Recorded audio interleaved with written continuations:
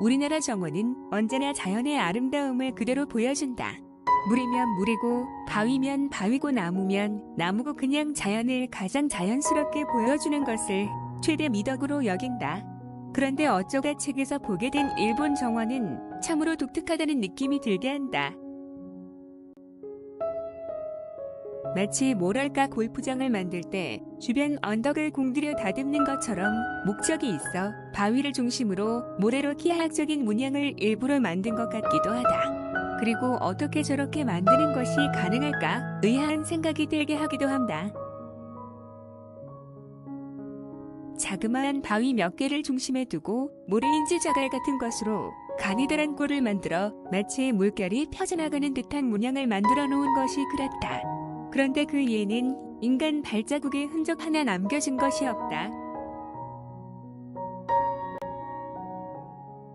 그냥 만들어 놓기만 할 뿐 사람들이 밟지 못하게 하여 그 형태를 유지하는 것인지 아니면 수시로 다듬는 것인지 알 수는 없지만 참으로 특이하다는 느낌을 피할 수가 없다.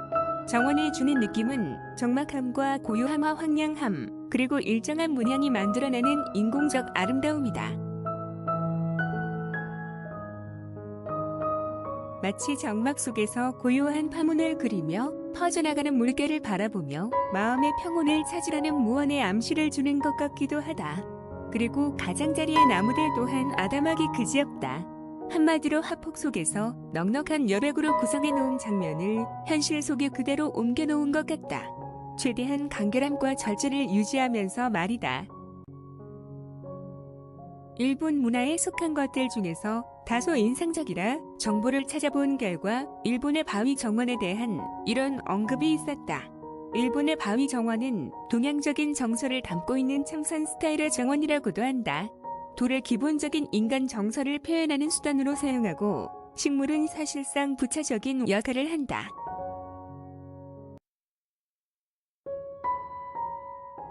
전체적으로 정원이 차분하고 단정하고 단아한 명상의 분위기를 그려내는 것이 특징이다.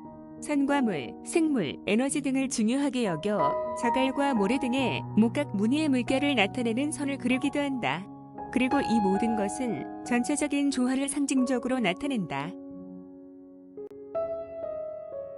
일본 정원을 만들 때는 흔히 세 가지 기본 원칙을 따르는데 그것은 제한된 공간의 모든 것을 재현할 수 있도록 경관을 축소하고 흰 모래가 바다 상징에 쓰이는 것처럼 상징물을 사용하고 경치를 차용하는 것이다.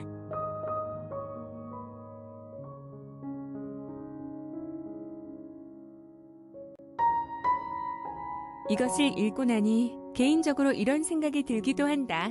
그냥 일본 정원이 표현하려고 했던 것은 공간과 여백의 미가 아니었을까? 현실에서 여백의 미를 구현하기는 쉽지 않다. 여백으로 남겨진 곳에 사람들의 발길이 쉴 새 없이 닿을 것이기 때문이다. 그래서 사람들의 발길이 함부로 닿지 못하도록 공간을 만들어 놓고 모래나 자갈로 바다를 상징하는 물결 무늬를 만들어 놓은 것이 아닐까? 동시에 일정한 형태의 연속성으로 사람들에게 고요하고 평온한 느낌이 드는 시각적 효과를 누리게 하면서 말이다.